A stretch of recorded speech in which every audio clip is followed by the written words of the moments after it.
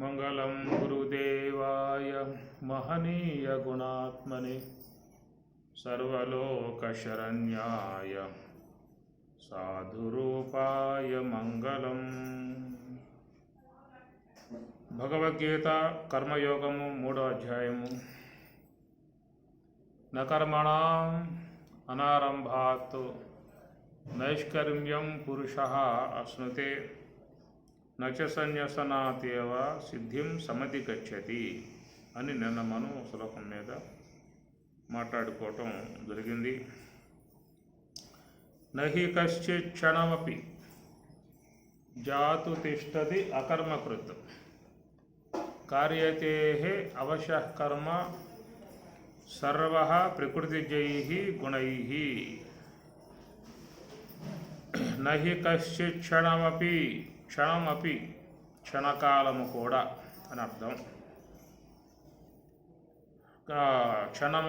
క్షణకాలం కూడా జాతు తిష్టతి అకర్మకృతు కర్మ జరగకుండగా అంటూ లేదు. అందరూ కూడా కర్మ రాశిలో ఉన్నారు. కర్మ చేస్తూనే ఉన్నటువంటి విధానము. కర్మ లేకుండా ఉండటం అంటూ జరగదు, ఉండే అవకాశాలు లేవు. ఎందుకంటే అందరూ కూడా గుణాలకు లోబడి ఉన్నారు. త్రిగుణాలకు, సాత్విక, రాజసిక, తామసిక, ఈ 3 గుణాలకు అందరూ లోబడి ఉన్న విధానము. గుణబద్ధుడు జీవుడు, గుణాతీతుడు దేవుడు అన్నారు. కాబట్టి గుణబద్ధులై ఉన్న విధానములో అందరూ కూడా కర్మకు లోబడి ఉండాల్సి ఉంటుంది. ప్రకృతి జైహి గుణైహి, ప్రకృతి జ అంటే ప్రకృతి వలన ఏర్పడ్డటువంటి గుణైహి గుణములకు. ప్రకృతి అంతా గుణాలు. ప్రకృతి సత్వగుణము, కురు రజోగుణము, తమో గుణం. ఇది ప్రకృతి. ప్రకృతిలో అందరం ఉన్నాం, ప్రకృతిలోనే జీవిస్తూ ఉన్నాం అంటే గుణ సముదాయంలో ఉన్నాం అన్నమాట. కాబట్టి ఈ ప్రకారంగా మన శరీరములో అన్నీ కూడా ఈ గుణాలకు మిశ్రమై ఉన్నాయి. మరి చూసినట్లయితే అహంకార తత్వం అనేది 3 విధములుగా ఉండెను. సాత్విక అహంకారమనియు, రాజసిక అహంకారమనియు, తామసిక అహంకారముగా. ఈ త్రిగుణాత్మిక అహంకార తత్వాల నుండి ఏర్పడ్డటువంటివి పంచతన్మాత్రలు అని చెప్పని. ఈ పంచతన్మాత్రలలోని తామసిక అంశముతో ఏర్పడ్డటువంటిది పంచభూతములు. ఈ పంచభూతముల సంబంధమై ఉన్న 20 తత్వాలు కలిగిన ఈ దేహము. అట్లనే తన్మాత్రల యందలి రాజసిక అంశముతో ఏర్పడినటువంటివి కర్మేంద్రియములు. దాంట్లో అర్ధాంశముతో ఏర్పడ్డటువంటిది ప్రాణము. ప్రాణం వృత్తి భేదాన్ని బట్టి వ్యాన, ఉదాన, సమాన, ప్రాణ, అపాన, నాగ, కూర్మ, కురకర, దేవదత్, ధనంజయ, ఉపవాయువులు, అల్ప మహాప్రాణములు, అల్ప ప్రాణములు. 10 విధములుగా మన శరీరంలో అవి ఇప్పుడు పనిచేస్తూనే ఉన్నాయి. దశవాయువులు పనిచేస్తూ ఉన్నాయి. అట్లా సాత్విక అంశముతో ఏర్పడ్డటువంటివి జ్ఞానేంద్రియాలు. దాంట్లో అర్ధాంశముగా ఏర్పడిందేమో అంతఃకరణ, చతుష్టయంగల అంతఃకరణము. అన్నీ కూడా గుణాలతోనే ఏర్పడ్డటువంటివి.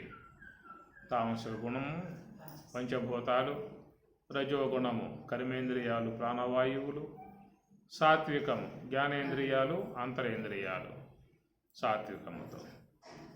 కనుక వాటితో మన వ్యవహారం, వాటితోనే మనం ఎక్కువగా జీవన విధానం చేస్తూ ఉన్నాం.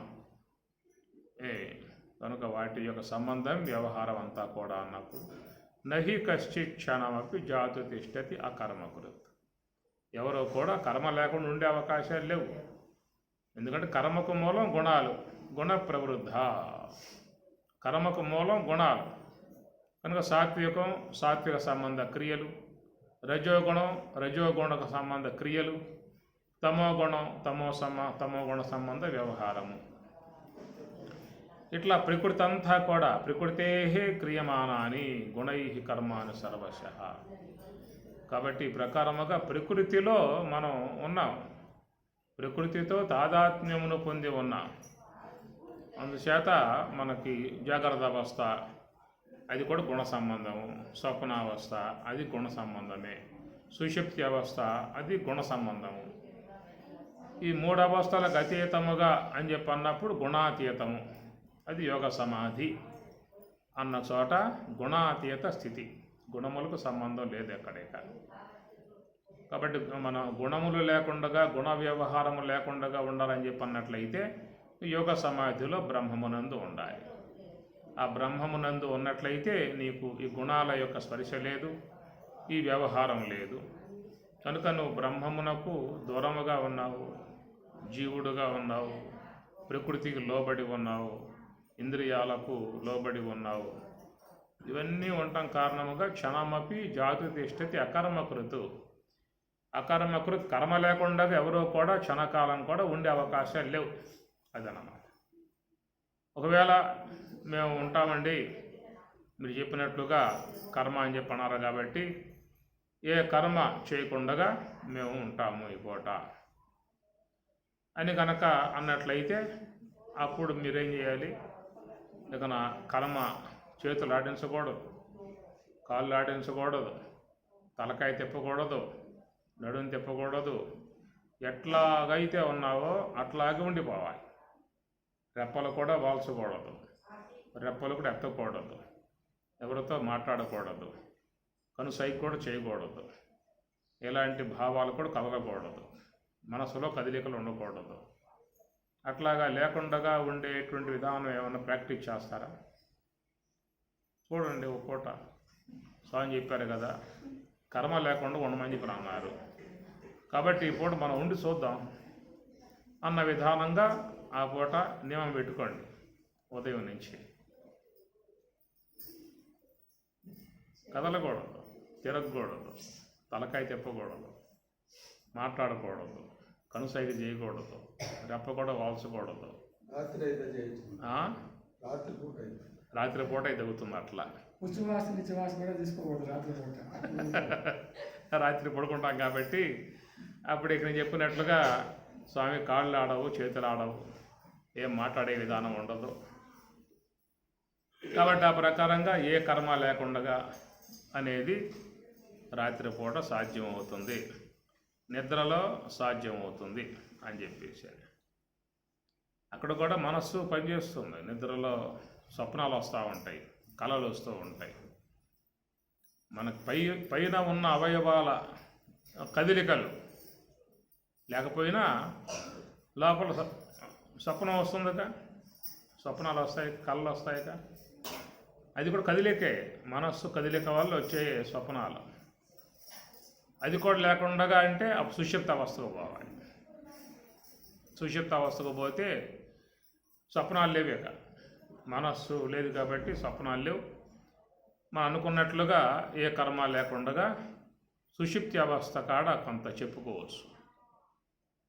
ఒకవేళ అట్లాగా ఉన్న మరి దేహంలో లంగ్స్ పనిచేస్తున్నాయి, కిడ్నీలు పనిచేస్తున్నాయి, లివర్లు పనిచేస్తున్నాయి, అన్నవాహిక పనిచేస్తుంది, అవి కూడా కర్మ లేక లోపల కర్మ జరుగుతుంది లోపల. రాత్రి అన్నం వేసామంటే ఉదయం జీర్ణం కావాలి కదా, పని జరగాలిగా. కాబట్టి అన్నవాహిక లోన పనిచేస్తూ ఉంది, రక్త ప్రసరణ గుండె చేస్తూ ఉన్నది. అట్లా లివరు రక్తంలో ఉన్నటువంటి జలాన్ని చెడు జలాన్ని తీసేసి లివర్లో బయటికి పంపించి శుద్ధక్రియ చేస్తూ ఉన్నది. ఇట్లా చూస్తే శరీరం లోపల పనులు జరుగుతున్నాయి, ఇంకా అవి కూడా ఆగిపోవాలి. ఆగిపోతే అప్పుడు ఇక కర్మరహితంగా వాడు ఉన్నట్లుగా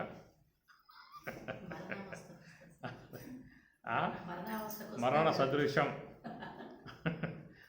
సదృశ్యం అనే స్థాయికి చేరుకోవటం అవుతుందన్నమాట. కాబట్టి ఈ ప్రకారం కర్మలు అనేటువంటివి ఉన్నాయి. అవి నిత్య కర్మలు అన్నారు. నిత్య కర్మలు, నైమిత్య కర్మలు. సుషుప్తి ప్రయత్నపూర్వకంగా చేయలేదు. సుషుప్తి అవస్థకి ప్రయత్నపూర్వకంగా చేసేది ఏమన్నా ఉందా? సుషుప్తి ప్రయత్నపూర్వం అవసరం అప్రయత్నంగా వచ్చేస్తుంది. అది ప్రకృతి పరంగా ఉన్న అంశం, అది మనకు సంబంధించిన అంశం కాదు. కనుక మనం వద్దన్నా అది వచ్చేస్తుంది. 2 పూట్ల మేలుకున్నా 3వ పూట అయినా అది వచ్చేస్తుంది. ఆయన అడిగేది అప్పుడు వాళ్ళకి నిద్ర రాదు కొంతమందికి అనే ఉద్దేశంతో. కొంతమంది అంటూ ఉంటారు, మాకు నిద్ర రావట్లేదండి, కొంచెం ఇబ్బంది పడుతున్నాము అని చెప్పి అనేది చెప్తూ ఉంటారు. నిద్ర రావడానికి కొంతమంది స్లీపింగ్ మాత్రలై వాడిది కూడా చేస్తూ ఉంటారు. దేహానికి శ్రమ ఇవ్వగలిగితే అది వచ్చేస్తుంది నిద్ర. ఒక 2, 3 మూరెడు లేక ఒక గజు లెక్క గొయ్యి తవ్వేసి పూర్తి చేయటమే.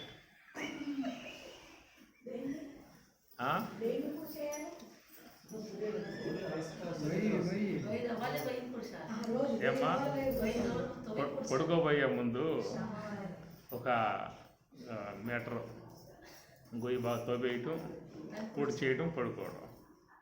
నిద్ర వచ్చేస్తుంది. లేదు అట్లా కాదు, ఆ శ్రమ చేయలేము, మాకు ఇబ్బంది అని చెప్పి అనుకున్నట్లయితే నేను చెప్పిన ఉపన్యాసాలు కొన్ని ఉన్నాయి, అద్వైత ఉపన్యాసాలు, అధ్యాస భాష్యం మీద చెప్పే కొన్ని ఉపన్యాసాలు, అవి పెట్టుకుని నేనండి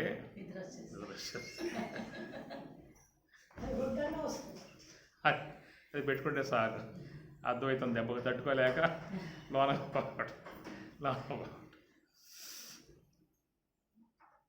సరే. క్షణమపి జాతు తిష్టతి అకర్మకృత్ అని అందరూ కూడా ప్రకృతికి లోబడి ఉన్నారు, ప్రకృతికి దాసులై ఉన్నారు, ఇంద్రియాలకు లోబడి ఉన్నారు. ఈ యొక్క అంశాన్ని చెప్పడానికి ఈ శ్లోకం అన్నమాట. కర్మ లేకుండా ఎవరో కూడా లేరు. ఆ పై శ్లోకంలో ఏమున్నదంటే నైష్కర్మ్యం అన్నారు కదా. నైష్కర్మ్యం అంటే కర్మ లేనటువంటి ఒకానొక స్థితి, అది దానికి ప్రక్రియ. కర్మనాం అనారంభాత్. ఆ విధంగా నువ్వు చేయకపోతే మాత్రం నీకు నైష్కర్మ్య ప్రాప్తి వచ్చే అవకాశం లేదన్నటువంటి విషయం నిన్న వివరంగా చెప్పుకున్నాం దాని మీద. అది నైష్కర్మ్యం అంటే కర్మ లేని స్థితి అన్నమాట. అది బ్రహ్మము యొక్క స్వరూపం, యోగ సమాధి. అక్కడ ఏ కర్మ లేదు ఇక. కాబట్టి ఏంటంటే ఇక్కడ వ్యవహారంలో ఉన్నటువంటి వాళ్ళ గురించి చెప్పే విధానంగా ఈ శ్లోకంలో అందరూ కర్మరాశిలో ఉన్నారు, కర్మకు బద్ధులై ఉన్నారు, కర్మ సంచితాదులకు బద్ధులై ఉన్నారు. సంచితాదులు కూడా జన్మకు తీసుకొస్తూ ఉన్నాయి. ఎంత వద్దనుకున్నా కానీ వదిలిపెట్టవు. ఏమి సంచిత కర్మ వదిలిపెట్టదు, అది లోన చేరిపోయింది. కాబట్టి ఆ కర్మ ఎట్టి పరిస్థితులలో ఈ జీవులకి శరీరాలు ఇచ్చే తీరుతుంది. అందువల్ల గతంలో చేసిన కర్మ అనుభవించకుండా తప్పేది కాదు. కాబట్టి అది అనేక దేహాలు ఇచ్చి మళ్ళా ఆ కర్మ అనుభవించే విధానంగా అది చేస్తుంది. మన ప్రజెంట్లో చేసే కార్యాలు ఏవైతే ఉన్నాయో వర్తమానంలో, ఈ చేసే కార్యాలకు అనుగుణ్యముగా ఆగామి కర్మ వల్ల వచ్చి చేరుతూ ఉంటుంది. ఆగామి కర్మ రాకుండా ఆపే అవకాశం కూడా లేదు. ఆగామి కర్మ ఇప్పుడు ప్రస్తుతం మనం చేస్తున్న కర్మలకే పుణ్యం కావచ్చు, పాపం కావచ్చు, ఈ రెండు వచ్చి సూక్ష్మ దేహంలో పడిపోతానే లోపల. దీన్ని ఆగామి కర్మ అన్నారు, వస్తున్న కర్మని. దీన్ని కూడా ఆపే అవకాశాలు. రేపు మళ్ళీ ఆగామి ప్రారంధంలో కలిసి ఆ ప్రారంధం ఇంకొక దేహం ఇచ్చేట్లుగా అది మళ్ళా ఆరంభం అవుతుంది. దాన్ని కూడా ఆపే అవకాశాలు. అంటే ప్రకృతి పరంగా ఉన్నటువంటి వాట్లను ఆపగలిగే శక్తి ఎవరికీ లేదు. అది ఈశ్వర శాసనంగా జరిగిపోతున్నటువంటి విధానం కనుక ఈ కర్మ రాశి నుంచి బయటపడటానికి గల విధానం ఏంటంటే మనకు పై శ్లోకంలో కర్మణాం అనారంభాత్, జరిగే కర్మలను ఆపటం అనేటువంటి పని నువ్వు ఆరంభం చేయకపోతే మాత్రం నీకు నైష్కర్మ్య ప్రాప్తి వచ్చే అవకాశము లేదు.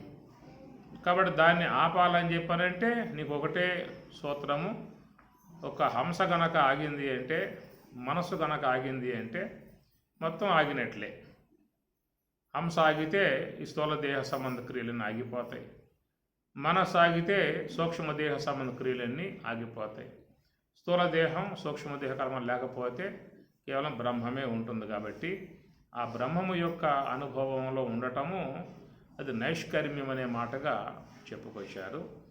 కాబట్టి అలాంటి ప్రయత్నం లేకుండా ఉన్నటువంటి వాళ్ళు ఏంటంటే నహి కశ్చిత్ క్షణమపి, క్షణకాలం కూడా వాళ్ళ కర్మ లేకుండా ఉండే అవకాశాలు లేవు. కర్మ చట్రంలో, కర్మ చక్రంలో అందరూ కూడా నిమగ్నమై ఉన్నటువంటి అంశముగా ఆ శ్లోకం చెబుతూ ఉన్నది. తర్వాత కర్మేంద్రియాన్ని సంయమ్య ఆస్తే మనసా స్మరన్ ఇంద్రియార్థాన్ విమూఢాత్మ మిథ్యాచారస్స ఉచ్యతే అన్నారు. కాబట్టి ఈ ప్రకారంగా ఈ కర్మ రాశిలో, కర్మ సముదాయములో ఉన్నటువంటి యొక్క జీవులు మరి దీని నుంచి ఎట్లా బయటపడాలి, దీని నుంచి ఎట్లా బయటపడాలి అన్న దానికి మళ్ళా ఇక్కడ ఆరంభం చేస్తున్నటువంటి అంశము కర్మేంద్రియాన్ని సంయమ్య ఆస్తే మనసా స్మరన్ అనే విధానముగా మరి ధ్యానానికి సంబంధించినటువంటి యొక్క అంశం ఇది. ధ్యానమునకు సంబంధించిన అంశాలు ఎక్కడి నుంచి మళ్ళీ ఆరంభమవుతూ ఉన్నాయి. ఎందుకంటే ఈ అధ్యాయం పేరే కర్మయోగం. పరమాత్మ నామకరణం చేస్తున్నాడు అంటే దాంట్లో సంబంధమై ఉన్న అంశముగా చూసుకుని చెప్పి అర్థం. కర్మయోగం అనటం కారణముగా యోగం అంటే రెండింటి కలయిక, యోగము రెండింటి కలయిక, వియోగము రెండింటి ఎడబాటు, ఎడబాటుని వియోగం అంటారు, కలయికని యోగం అంటారు. కాబట్టి అందుచేత మరి ఆ మనసు అనేది ఎప్పుడు కూడా వ్యవహారాల్లో మునిగిపోతుంది. కాబట్టి దాన్ని తీసుకొచ్చి పరమాత్మలో చేర్చటము అది కర్మయోగము. హంస యొక్క ఆశ్రయం ద్వారా ఆ మనసుని బ్రహ్మము వైపు తీసుకుపోవటము అనేది కర్మయోగం. కాబట్టి ఈ 3వ అధ్యాయం కర్మ సంబంధమై, సాధనా సంబంధమై ఉన్నటువంటి విషయాలు విశేషంగా వచ్చేటువంటిది ఈ అధ్యాయంలో.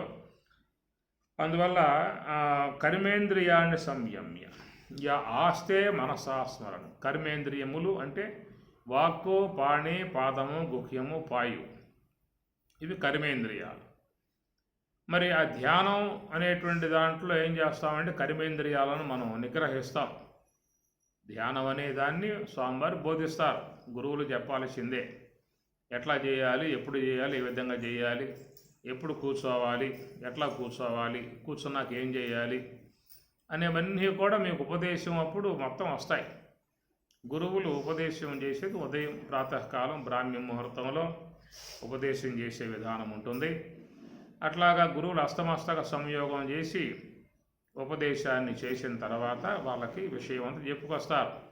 ఎట్లా చేయాలి, ఏ విధంగా చేయాలి, ఎట్లా కూర్చోవాలి, ఎప్పుడు కూర్చోవాలి, ఏ వైపుకు తిరిగి కూర్చోవాలి, ఆ కూర్చున్నప్పుడు ఎలాంటి యొక్క ఆసనాలు వేసుకోవాలి, ఇవన్నీ కూడా ప్రక్రియ ఉపదేశ సందర్భంలో చెప్పేటువంటి విధానము.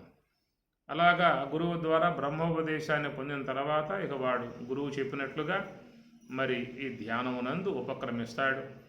దర్భాసనమో, జంకశరమో, లేకపోతే చిన్నప్ప సాప వేసుకునో ఏదో వేసుకుని కూర్చుంటాడు. తూర్పు వైపు కూర్చుంటాడు. కూర్చున్నప్పుడు గురు ప్రార్థన చేస్తాడు, దైవ ప్రార్థన చేస్తాడు. ఆ తర్వాత మనస్సుని చక్కగా నిశ్చలంగా హంసతో ఉండేట్లుగా ఏర్పాటు ఉంటుంది అక్కడ. అది పర్యవసానం చివరికి ఏంటంటే నిశ్చల విధానముగా మనస్సుని తీసుకుపోయి హంసతో చేర్చే విధానం చేయాలి. అది కర్మయోగము అన్నారు. కాబట్టి కర్మయోగ విషయంలో అందరూ కూడా మరి జరుగుతున్న పరిణామాలు ఏమిటి, పరిస్థితి ఏమిటని చెప్పనంటే మరి ఈ విధంగా అందరూ కూర్చుంటూనే ఉన్నారు. కానీ కర్మేంద్రియాన్ని కర్మేంద్రియాల వరకు సంయమనం చేశాడు. వాక్కు కట్టేశాడు, చేతులు కట్టేశాడు, కాళ్ళు కట్టేశాడు. ఈ కర్మేంద్రియాల వరకు వాట్లను నిబద్ధత చేశాడు, బంధించాడు.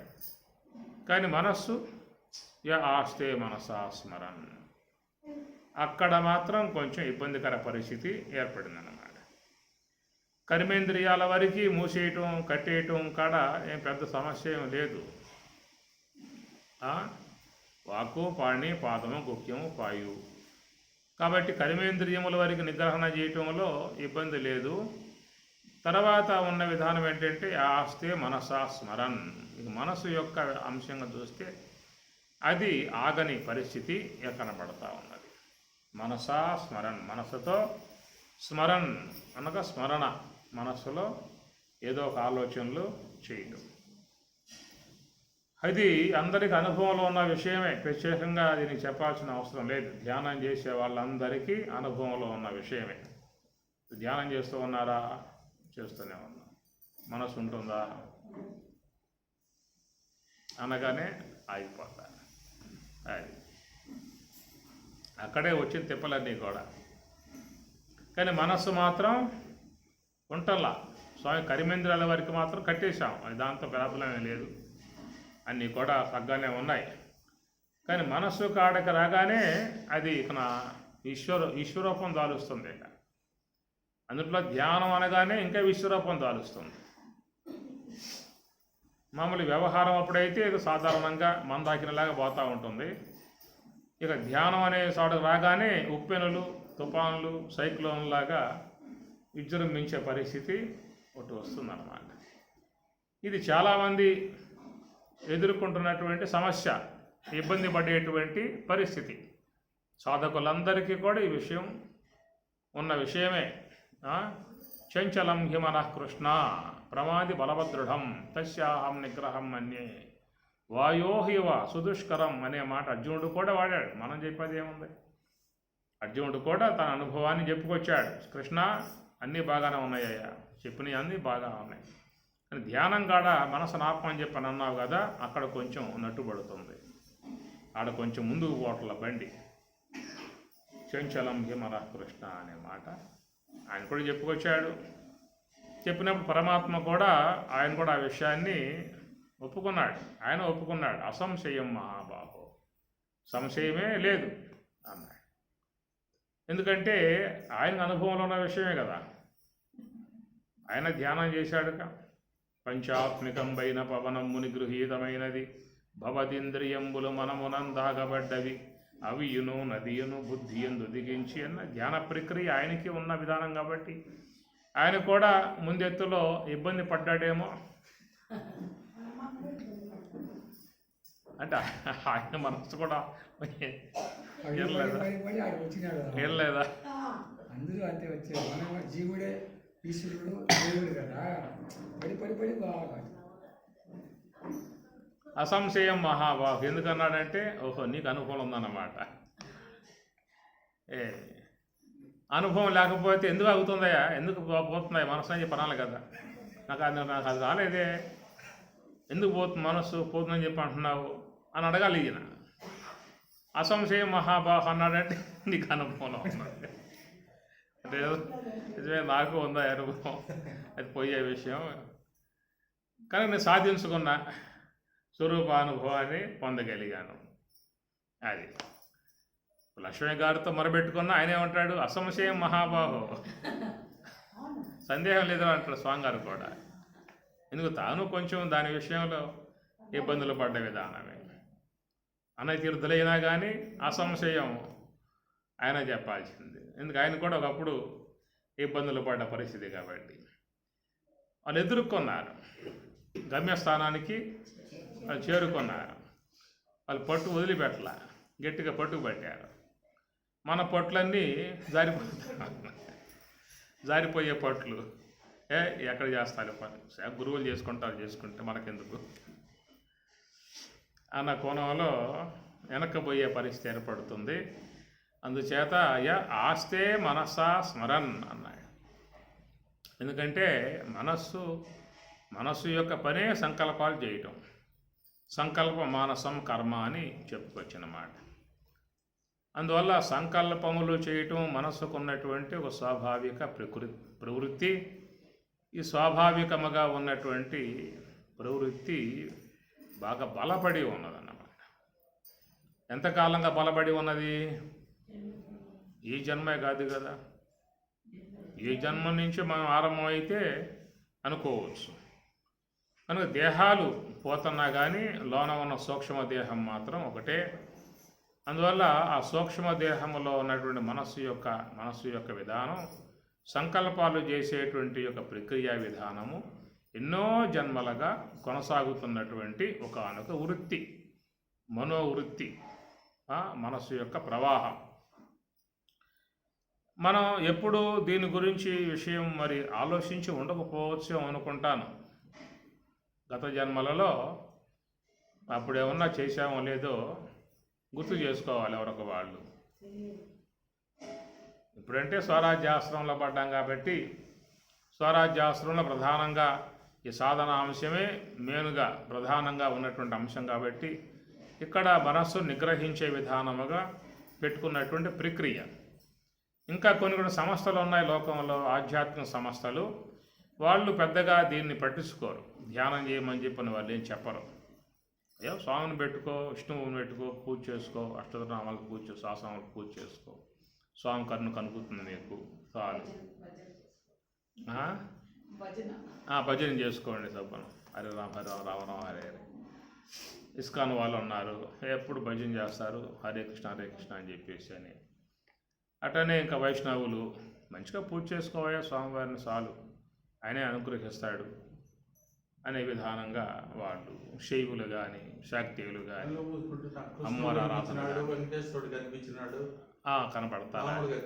కనపడతారు అందరూ కూడా.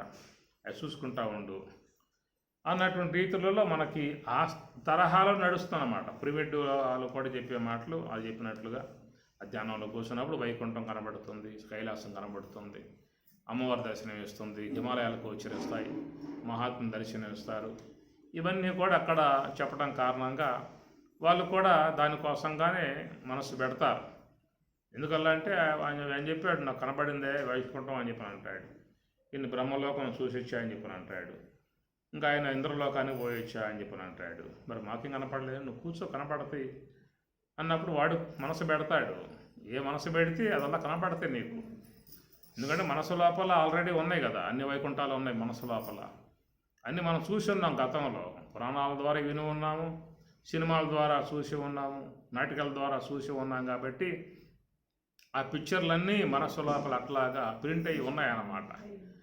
ఏమి ఇప్పుడు బ్రహ్మలోకం పోయొచ్చా అన్నావు, ఏంటి పరిస్థితి అంటే స్వామివారు కూర్చున్నారు, అమ్మవారి పక్కన వీణ వాయిస్తూ ఉన్నది అని అంటాడు. వైకుంఠం పోయొచ్చావరా అని చెప్పినట్టు పోయొచ్చాను, స్వామివారు పడుకుని ఉన్నారు, అమ్మవారి పాదాలు ఒత్తుతూ ఉన్నది అంటాడు. ఎందుకంటే నీకు ఏ సినిమాలో చూపించారో అదే చూపిస్తారు. వైకుంఠవాసుడు కూర్చుని ఉండటం, అమ్మవారు కూర్చోవడం చూపించరు. అట్లా బ్రహ్మదేవుడు పడుకోవటం, అమ్మవారి పాదాలు ఎత్తే విధానంగా ఎక్కడ చూపించింది లేదు, దాఖలాలు లేవు. ఒకవేళ చూపిస్తే సినిమాలు అట్లా తప్పురు, అది అట్లా చూపించేవారు. బ్రహ్మదేవుడు కూర్చునే ఉండాలి, అమ్మవారి పక్కన వీణ వాయిస్తూ ఉండాలి. వైకుంఠవాసుడు పడుకునే ఉండాలి, తోలంపుగా అమ్మవారి పాదాలు ఎత్తుతూ ఉండాలి. ఈ భంగిమలు మన మనసులో బాగా ప్రింట్ అయినాయి కాబట్టి అవి చూపిస్తుంది. ఏది కావాలో చూపించే విధానం మనస్సుకి ఉందన్నమాట. తనలో ఉన్నాయి, పెట్టాం కదా మనసు లోపల, స్టోర్ చేసాం అన్నీ కూడా. ఏది కావాలో అది ఇస్తుంది మనస్సు. అది కానీ సుషుప్తి అవస్థలో ఉన్నప్పుడు ఏమని చెప్పి చూద్దాం. సుషుప్తి అవస్థలో ఉన్నప్పుడు ఏమని చెప్పు, అదే పోదాం. ఎందువల్ల అదే పని చేయట్లేదు కదా, అది ఎట్లా ఇస్తుంది, మనస్సు పనిచేయట్లేదు అక్కడ. కనుక సుషుప్తిలో నీకేం కనపడే అవకాశాలు లేవు. ఏదైనా మనస్సు ఉన్నప్పుడే చూసుకోవాలి తప్ప మనస్సు లైవ్ అయ్యాక చూసుకుంటానంటే అవకాశాలు లేవు. యోగ సమాధిలో ఏం చూపించలేదు, సుషుప్తిలో ఏం చూపించలేదు. ఏమన్నా చూపించాలంటే మనస్సు పనిచేసేటప్పుడే అడగాలి దాన్ని, నాకు కావాలమ్మా అయ్యే అని చూపిస్తుంది అనమాట. అమ్మ మరి నాకు అమెరికాలో ఇది వాషింగ్టన్ అంట, ఆ టెంపుల్ ఉందంట అక్కడ, అది చూపించమ్మని చెప్పాను. నా వల్ల కాదు. ఒకసారి నా చూపించడానికి తీసుకుపోయి అమెరికా ఒకసారి చూపిస్తే లోన పెట్టుకొని నీకు మళ్ళీ చూపించే అవకాశం. దానికి తెలియకుండా ఉన్నాయి అడిగావనుకో, అక్కడ చూపించే అవకాశాలు లేవు, ఆ శక్తి లేదు. ఆఫ్రికాలో ఫలానా ప్రదేశం అంట, అక్కడ పంచి విధానం అంట, అది కాదు చూపించని చెప్పి అన్నా. అది నా వల్ల నేను చూడలేదు. ఎక్కడ చూపించేది నీకు, నువ్వు ఏవైతే చూపిస్తావో అవి అడుగు, మళ్ళీ నీకు చూపించే ప్రయత్నం చేస్తాను. ఒకవేళ ఆ ప్రకారంగా ఎక్కడ ఏమున్నాయో అడగగానే చూపించే విధానంగా ఉంటే ఇక వాడిని ఎవరు వదిలిపెట్టరు. ఇక ముఖ్యంగా పోలీసులు తీసుకుపోతారు వాడిని. అరే పలానా వాడు ఎక్కడ ఉన్నాడో చూసి చెప్పు, ఇన్వెస్టిగేషన్. దొరకటం వల్ల, ఫోన్ అందటం వల్ల తెలియట్లా వాడు ఎక్కడ ఉంది, ఆ? నువ్వు కనబడతాడక కూర్చున్నప్పుడు నువ్వు కూర్చో. అడు ఏ ఏరియాలో ఉన్నాడు, ఏ దేశంలో ఉన్నాడు, ఏ ప్రదేశంలో ఉన్నాడు, నా వల్ల కాదు బాబు అంటాడు. నేను చూపిస్తా కానీ చెప్తా కానీ ఆడెక్కడ పెద్ద ప్రమాదం. ఆ మాట ఇప్పుడు వాడమాకండి, తెలిసిందంటే పోలీసులకి వాళ్ళు పట్టుకుపోతా. నువ్వు ధ్యానంలో కూర్చుంటావంట, ఇక కనపడతాయి అంటే కదా పద. ఇది ప్రమాదం. ఆ మాట అన్నావంటే నాకేం కనపడవండి, నిశ్చలంగా ఉంటాను అనుకో, నీ వద్దకు ఎవడు రాడు. నిశ్చలంగా ఉన్నాను, ప్రశాంతంగా ఉంటాను, నువ్వు కూర్చో, నీకు ప్రశాంతత వస్తుంది అన్నావు అనుకో, ఇవి మా బుద్ధిలా వెళ్ళిపోతారు ఆ పని. అవన్నీ ప్రమాదాలు. అదంతా భవిష్యత్ విధానంగా ఏవో మహత్తులు కదా, అలాంటి ఏమన్నా వచ్చి ఉంటే వాళ్ళు ఏమైనా చెప్పగలిగే అవకాశం ఉంది. ఏవో కొన్ని మహాత్ములు ఋషీశ్వరులు ఏదో అట్లా చూసేసి ఏదో జరుగుతున్నది అంత లెక్క. అది కూడా మనకు అవసరం లేదు. అవన్నీ ఏం చేసుకోను, నీకు మహత్తులే వచ్చాయి, అణిమ గరిమ లగిమ ప్రాప్తి ప్రాకామ్యం ఇవన్నీ వచ్చిన ప్రమాదమే. అణిమ అంటే సూక్ష్మంగా అయిపోతాడు. ఆంజనేయ స్వామి కనుక చిన్నవాడైపోయి లంకలో పోలా. అణిమ. గరిమ అంటే పెద్దవాడు కావాలి. ఒక్కసారిగా లంకకు పోయేటప్పుడు పర్వతం ఎక్కి పెద్దవాడు అయిపోయాడు. అందరూ పొగిడారు, నువ్వు గొప్పవాడిరా, నువ్వు పోగలుగుతావు, పొగిడారు పన్నే. అంత వాడిని అని చెప్పి అనుకున్నాడు. ఒకసారిగా వాయునందనుడు మహావేగముగా విశ్వరూపంగా పెద్దవాడైపోయాడు. లగిమ పెద్దవాడైపోయాడు. ఒక్క దూపుతో ఆ పర్వతం నేలమట్టమైంది. ఆ చెట్లన్నీ ఆ వేగానికి పెళ్ళగించుకొని వాడు ఎమ్మటే బయలుదేరే కొంత లెక్క. నువ్వు పదా మేమున్నా అనగల అట్లే పడిపోయి. అలాంటి మనకు కూడా వస్తే బ్యాంకులో పోవాలి నైటు, చిన్నవాడు దూరం పోవచ్చు, మొత్తం బ్యాంకులు మొత్తం ఖాళీ ఏమంటాయి.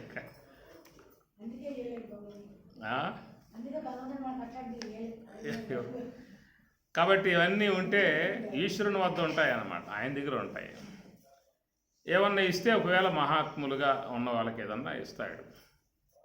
వాళ్ళు ఏదో కొన్ని మహిమలు చూపుతారు. చూపినప్పుడు ప్రజలంతా గొప్పవాడుగా భావించుకుంటారు. జ్ఞాన విధానం ఉన్న వాళ్ళు వాడి జోలికి కూడా పోరు.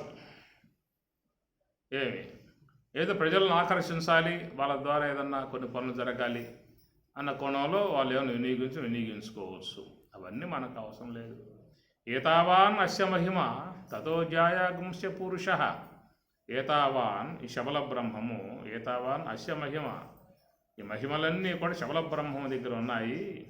తతో జాయాగుంస్య పురుష, తత అంతకంటే జాయాగుంశ గొప్పవాడు, ఏ మహిమలో లేనటువంటి వాడు పురుష, శుద్ధ బ్రహ్మం అన్నమాట. శుద్ధ బ్రహ్మంలో ఏమి ఉండవు. శబల బ్రహ్మముకు ఈశ్వరుని ఎందే ఎన్ని ఉంటాయి. ఎందుకంటే మాయా వ్యవహారం, ఇదంతా మాయా వ్యవహారం.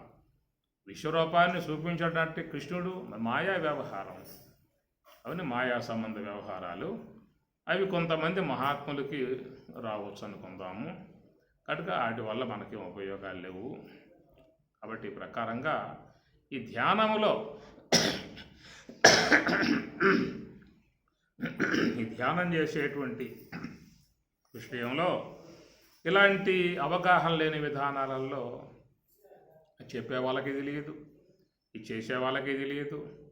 ఇద్దరు కలిసి ఒక అపమార్గంలో పోవటం అవుతుంది. వాళ్ళు ఏదో చూసామంటారు, అనుభవంలోకి వచ్చిందంటారు, దాని ద్వారా అనుభవంలోకి వస్తున్నాయి వాళ్ళు చెబుతారు.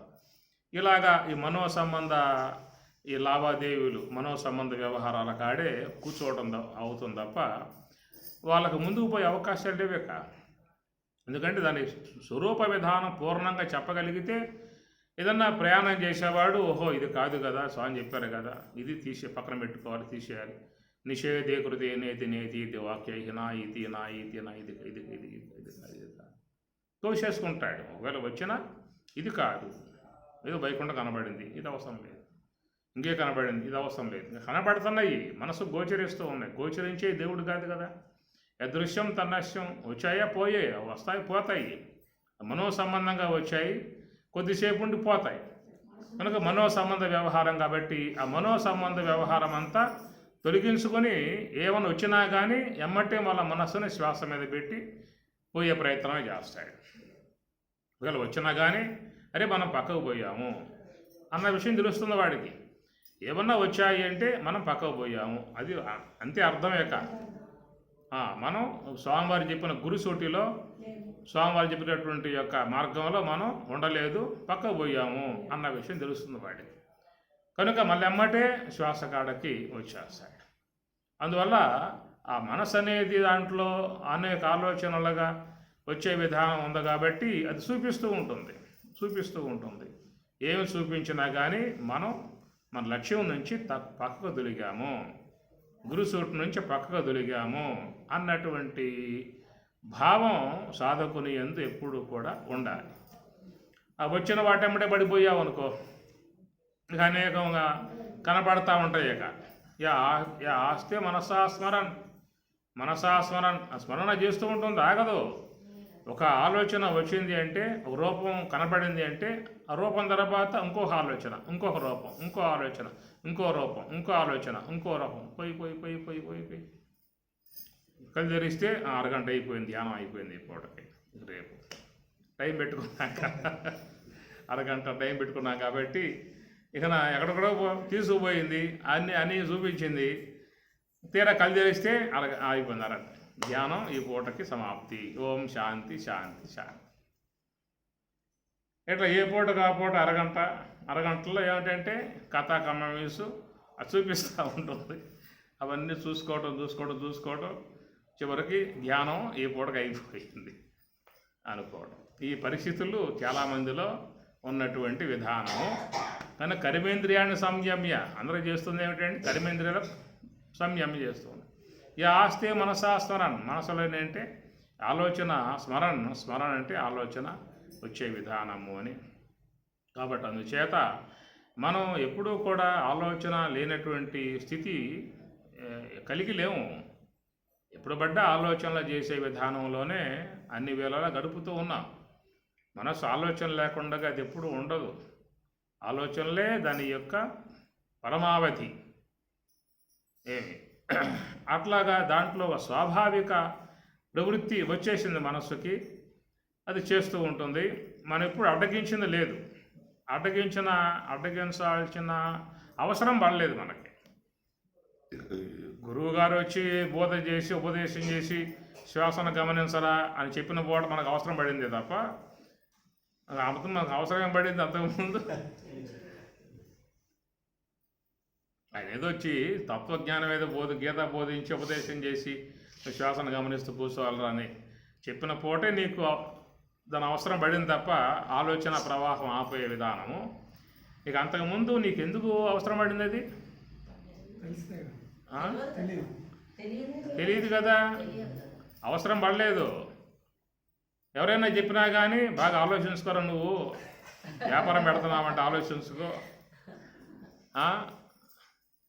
ఏ వివాహం అని చెప్పి అంటున్నావంటే బాగా ఆలోచించుకో, ఎలాంటి సంబంధం ఆలోచించు, కనుక ముందు ఆలోచించుకుని చేసుకో. ఆలోచన చేసావా? ఆలోచించి చేస్తున్నావా? బాగా ఆలోచించుకున్నావా?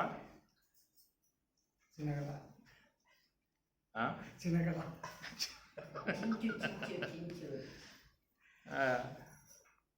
ఇప్పుడు ఎవరు చెప్పినా కానీ ఇదే కదా చెప్పేది, బాగా ఆలోచించుకుని చెయ్యి, ఆలోచించకుండా దిగమాక అని ఇట్లాగా వాళ్ళు చెప్పేది, మనం చేసేది. ఈ ఆలోచన సంబంధ అంశంలో కానీ జీవితం కొనసాగింది.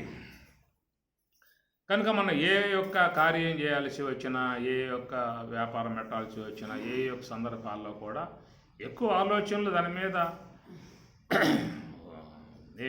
పడుకున్నా కానీ ఆలోచనే, ఎట్లా చేస్తే ఎట్లా వస్తుందో ఏమొస్తుందో అనే ఆలోచనలు. ఇట్లా బాగా మనస్సుని, అంటే ఆలోచన అనేది ఎప్పుడు కూడా వ్యవహారంతో ముడిపడే అంశం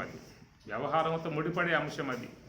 ఆలోచించకుండా ఎవరు ఏ పని కూడా చేసే అవకాశాలు లేవు. కాబట్టి ఆలోచనలు చేయటం అనేది ఒక అభ్యాసంగా స్వాభావికంగా వచ్చేసిన విధానం కనుక ఈనాడు స్వామివారు మహాత్ముడు ప్రత్యక్షమై ఆయన చెప్పిన దాని మీద ఇక దాన్ని అడ్డగించే ప్రయత్నానికి ఆప్ చేయటం ఆరంభం చేసాం. ఇప్పుడు అది నువ్వు ఈ పని చేస్తే నీకు మోక్షం వస్తుంది ఆశ పెట్టాడు.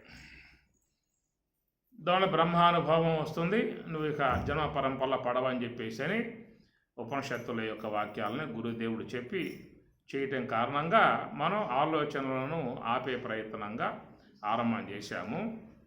అయినా కానీ మనం ఈ పూట ఆరంభం చేసినటువంటి దానికి ఆ మనస్సు ఏముంటుందంటే, నువ్వు ఈ పూట వచ్చి కూర్చున్నావురా, నాది ఎప్పటి నుంచో ఉన్నది, ఒక్కసారి నేను ఆగిపోయేది అట్లా అన్న విధానంగా అది కూడా ఆగదు. దాన్ని మెల్లమెల్లగా శనై ఉపరమేత్తు బుద్ధ్యా ధృతి గృహీతయా ఆత్మ సంస్థం మనఃకృత్వ నకించిదపి చింతయేత్తు శనై అన్నాడు. మెల్లమెల్లగా చేయాలి తప్ప ఒకేసారిగా రావటం అంటే కూడా సాధ్యం కాదనే విషయం కూడా పరమాత్మ గీతలో చెప్పినటువంటి యొక్క మాట. శనై మెల్లమెల్లగా చేయమని చెప్పని. అయితే దీంట్లో కొంచెం సాత్విక సంస్కారం, పుణ్య సంస్కారం ఇవన్నీ బాగా ఉన్నటువంటి వాళ్ళకి ఎమ్మటే వస్తుంది, పెద్ద శ్రమ పడాల్సిన అవసరం లేదు. అంత సంస్కారం, పుణ్య సంస్కారం లేకుండా లోపల దోషాలు బాగా చేరి ఉన్నట్లయితే అలాంటి వాళ్ళు కొంత ఇబ్బంది పడాల్సిన పరిస్థితి ఏర్పడుతుంది. కాబట్టి ఏంటంటే ప్రయత్నం మాత్రం మానుకోమాక అనేటువంటిది స్వాములు చెప్పేటువంటి మాట. ఈ ప్రకారముగా కర్మేంద్రియాన్ని సంయమ్య ఆస్తే మనసా స్మరన్ ఇంద్రియార్థాన్ విమూఢాత్మ మిథ్యాచారస వచ్చేది. ఏమవుతుంది చివరికి అని చెప్పానంటే అది ఒక మిథ్యాచారంగా మిగిలిపోతుంది కానీ పర్ఫెక్ట్గా రావట్లేదు అన్నమాట. మిథ్యాచారస వచ్చేది. మిథ్యాచారము అంటే సూపర్లకు బ్రహ్మాండంగా కనబడతాం. అక్కడ దర్భాసనం వేసుకుని చిన్మతులు పెట్టుకుని ఈబుది రేఖలు పెట్టుకుని పైన పట్టు చాలా కప్పుకొని ఇట్లా కూర్చో ఎట్లా ఉంటో చూసే వాళ్ళకి మహానుభావుడు ఆయన యోగ సమాధికి వెళ్ళిపోయాడు. డిస్టర్బ్ చేయటం మంచిది కాదు, పాపం వస్తుంది అనుకుని వెళ్ళిపోతాడు ఆ పని. కానీ ఈ పరిస్థితి ఇక్కడ ఎట్లా ఉందో లోపల కొన్ని గీతల్లో దొంగ అనే పదం వాడు దొంగ అనే పదము కొన్ని గీతల్లో దొంగ స్థేన ఏవ అది వస్తుంది, తర్వాత శ్లోకాల్లో వస్తుంది. స్థేన ఏవ అంటే దేవతలకు అర్పించకుండా ఎవరైతే తింటారో అక్కడ వస్తుంది, పక్క శ్లోకాల్లో వస్తుంది. అది ఇక్కడ చెప్పింది మిథ్యాచార అనే పదం వాడాడు. కర్మేంద్రియాల వరకు నిగ్రహించాడు, లోపల ఆస్తి మనసాస్వరన్ ఇంద్రియార్థాన్ విమూఢాత్మ. అందువల్ల మనసు అరికట్టలేక మనసు అనేది ఇంద్రియ అర్థాలతో కూడా సంబంధం, అంటే ఆలోచనలతోనూ సంబంధం పడుతుంది, తర్వాత ఇంద్రియాలతో కూడా సంబంధం పడుతుంది అన్నమాట. ఆస్తి మనసాస్వరన్ ఇంద్రియార్థాన్ విమూఢాత్మ. ఇంద్రియములు ఇంద్రియ సంబంధ అర్థాలు. ఇప్పుడు ధ్యానంలో కూర్చున్నావు, ఇంట్లో కూర్చున్నావు, ఎవరో వచ్చి పిలుస్తూ ఉన్నారు, పిలుస్తూ ఉంటే నీకు వినపడింది మాట. ఒకవేళ వాడు ఏమన్నా డబ్బు ఇవ్వడం వచ్చాడేమో, మొన్న ఇచ్చాం కదా అప్పు వాడికి, వాడు ఇస్తా అని చెప్పని అన్నాడు, ఒకవేళ వాడు వచ్చాడేమో, లేకపోతే ఎట్లా పరిస్థితి, వాడు పోతే మళ్ళీ రాడు, మళ్ళీ ఇంటికి పోవాలి మనం. లోపల మదనం అన్నమాట, మనసులో మదనం జరుగుతూ ఉంటుంది. లెగుద్దామా వద్దా, లెగిస్తేనేమో అదొక రకం, లేకపోతే అదొక రకం. ఇట్లా ఇంద్రియాలను విషయాలు తాకినప్పుడు కలిగేటువంటి యొక్క ఆలోచన విధానము. సరే, ఈ మొత్తం టోటల్గా ధ్యాన విషయంలో ఇబ్బంది పడేటువంటి పరిస్థితి, అందువల్ల ఉన్న ఇబ్బందులు ఉంటాయి. ఏమున్నా కానీ ధ్యానం అనేది చేయకుండా మాత్రం ఉండకూడదు. ఏదో ఒక అరగంట అయినా పావుగంట అయినా దాన్ని లాంఛనప్రాయంగా చేయగాక దాన్ని చేయటం మాత్రం మానుకోమాక అనేటువంటిది. అట్లా చేయటం వల్ల కొంతవరకు ఆరోగ్య పరిస్థితి కుదుటపడుతుంది, మనస్సు కూడా ప్రశాంత స్థితికి వస్తుంది. మెల్లమెల్లగా మార్గంలోకి వచ్చే అవకాశాలు ఉంటాయి. దాన్ని మానుకోమాక అనే మాటే మహాత్ములు చెబుతున్న విషయం. ఇబ్బందులు మాత్రం ఉన్నటువంటిది వాస్తవం. అంత మాత్రంతో మానుకుని మాత్రం నువ్వు వెళ్ళవద్దనేటువంటి మాట కూడా వాడుతూ ఉన్నారు కనుక అది మనం గమనించాల్సి ఉంటుంది. యస్వింద్రియాని మనస నియమ్య ఆరభతే అర్జున కర్మేంద్రియై కర్మయోగం అసక్తస్య విశిష్యతే. వచ్చేస్తున్నా యహతు ఇంద్రియాని మనస నియమ్య ఆరభతే అర్జున. కాబట్టి ఈ ప్రకారముగా కర్మేంద్రియై కర్మయోగం అసక్తస్య విశిష్యతే. కాబట్టి పైవాడు చెప్పాడు కదా, కేవలం కర్మేంద్రియములు మాత్రమే నిగ్రహించి లోపల ఆస్తి మనసాస్త్రం మనసులో ఆలోచనలు చేసే విధానంగా ఉన్నారు, వాళ్ళకంటే వీళ్ళు బెటర్. విశిష్యతే, వీళ్ళు గొప్పవారు. ఎందుకంటే వీళ్ళు కర్మేంద్రియాలు నిగ్రహించారు, జ్ఞానేంద్రియాలు నిగ్రహించారు, లోన మనసును కూడా వాడు అదుపులో పెట్టుకున్న విధానం ఉన్నది. కనుక ఈ ప్రక్రియ చేయటం వల్ల చాలా ఉత్తమము. దానికంటే వాడికంటే వీడు కొంచెం ఉన్నతమైనటువంటి విధానముగా ఉన్నటువంటి వాడని చెప్పని ఈ శ్లోకంలో యహతు ఇంద్రియాని మనస నియమ్య ఆరభతే అర్జున కర్మేంద్రియై కర్మయోగం అసక్తస్స విశిష్యతే. అసక్తస్స కనుక అలాంటి ఏ సంకల్పములతో సంబంధం లేకుండగా, ఏ యొక్క విషయాలతో సంబంధం లేకుండగా మనస్సుని హంసతో చక్కగా పెట్టే విధానమే మనం చేయాల్సి ఉంటుంది. అందువల్ల బ్రహ్మంగారు చెప్పని, వేమన చెప్పని, రమణ చెప్పని, ఉపనిషత్తులు చెప్పని, అందరూ చెప్పే మార్గం మాత్రం ఇదే. ఇంకో మార్గం అంటే ఇంకేం లేదేక. కనుక ఉన్న మనస్సుని నిశ్చలంగా చేసుకునే విధానములో ఒక శ్వాసను ఆశ్రయించడమే అందరికీ దగ్గరగా ఉన్నటువంటి మార్గము. భగవంతునికి మనకు ఎంత దూరము అని చెప్పనంటే 10 అంగుళములు స్వామి చెప్పింది. బ్రహ్మమునకు మనకు ఉన్నటువంటి దూరం 10 అంగుళములు. అట్లా ధ్యానంలో కూర్చున్నప్పుడు ఆ శ్వాస తగ్గే కొద్దీ మన పరమాత్మ దగ్గర అయ్యే పరిస్థితి ఏర్పడుతుందని చెప్పని. కాబట్టి ఆ ప్రకారముగా ఆ యొక్క మనస్సుని ఆ శ్వాసతోనే ఉండేటువంటి విధానంగా చేయాలి. కొంతమంది సోహం సోహం సోహం అని కూడా జత చేస్తారు శ్వాసకి. బయటకు వచ్చేటప్పుడు సో అని, లోనికి పోయేటప్పుడు అహం, ఇట్లాగా కూడా చేసే విధానం ఉంటుంది. కొంతమంది తాము ఏ యొక్క దేవుడు ఇష్టమైన దేవుడు ఉంటాడు, వైష్ణవ నామం కావచ్చు, శైవ నామం కావచ్చు, ఓం నమ శివాయ కావచ్చు, అలాగా భక్తి భావంతో జపం చేసేటువంటి వాళ్ళు కూడా వాళ్ళకు జపం పట్ల పరిచయం ఉంటుంది కాబట్టి వాళ్ళు ఆ నామాన్ని శ్వాసతో జోడించుకుంటారు. ఓం నమో నారాయణాయ మంత్రం అనేది ఆ శ్వాసతోనే జోడించుకుని అట్లాగా ఉంటారు. అది కొంచెం ఏంటంటే ఆ మనస్సు ఇంకో పక్కకు పోయే అవకాశాలు ఉండవు. అట్లా కొద్దిసేపు ఆ విధంగా చేసినప్పుడు నిశ్చలమైన తర్వాత ఇక ఆ నామం అవసరంలా, శ్వాసతోనే దాన్ని నిశ్చలపరిచే అంతవరకే దాన్ని అట్లాగా వాడుకోవటం అని చెప్పేసి అని.